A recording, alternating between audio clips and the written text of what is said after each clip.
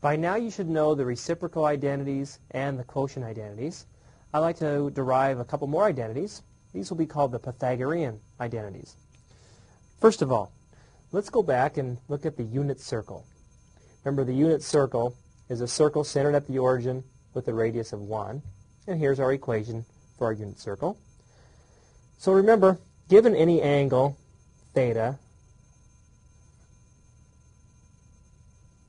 I can come up here and get a point on the unit circle. Of course, these coordinates must satisfy this equation. If I plug in the x and plug in the y, I must get 1 here. So let me go ahead and draw this little right triangle. So this horizontal, that's the x-coordinate, and this vertical, that's the y-coordinate. Okay. Now remember, cosine of our angle theta is equal to the adjacent over hypotenuse. The hypotenuse is 1 because we're on the unit circle. So cosine theta is the same exact thing as x in our diagram here. Similar, sine of theta is equal to opposite over hypotenuse. Opposite is y, over 1 is just y. Okay, so the x-coordinate is cosine of theta. The y-coordinate is sine of theta. Now notice, if I substitute my cosine theta in for x and my sine theta in for y, I get the following. Cosine theta squared plus sine of theta squared is equal to 1. We can think of that as the Pythagorean theorem also. A squared plus b squared is equal to c squared. Now, usually we see it written like this. Remember, if I want to write sine theta squared, I can write sine squared. It's just notation.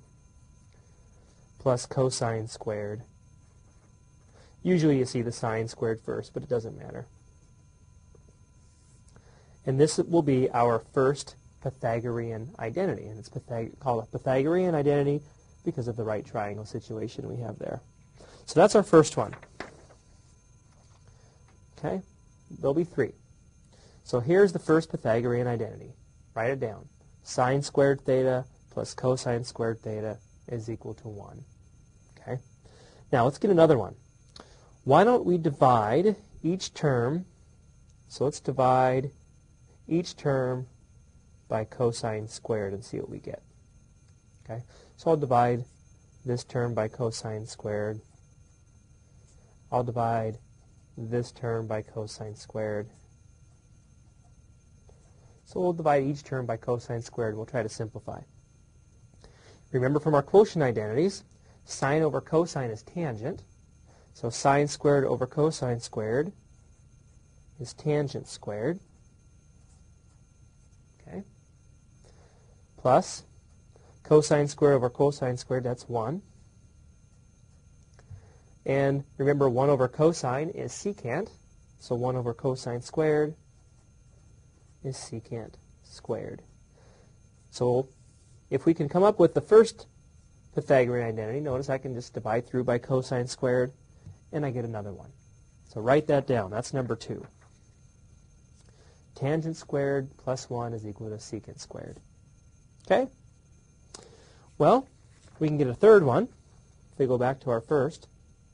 Remember last time I divided by cosine squared. This time, let's divide every term by sine squared.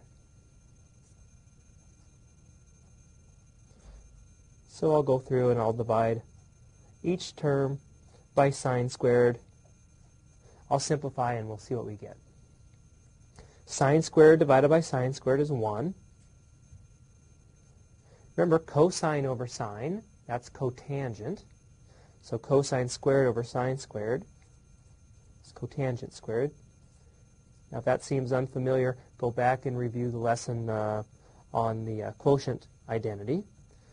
And 1 over sine, that's cosecant. So 1 over sine squared is cosecant. And we get our third Pythagorean identity. Okay? So write these down. The next lesson, we'll use all the identities to simplify equations. So let's review the Pythagorean identities. First of all, we get our sine squared plus cosine squared equals 1. This is probably the most famous trigonometric identity. And remember what we did? We divided through by cosine squared, and we came up with this identity. Tangent squared plus 1 is equal to secant squared. And we divided this through by cosine squared to get the following. 1 plus cotangent squared is equal to cosecant squared. Actually, I said that wrong. We divided through by sine squared to get this one, divided through by cosine squared to get this one. So now we'll practice that. Start with this identity, divide through by sine squared, see what you get, divide through by cosine squared, see what you get. Okay? The Pythagorean identities. There they are.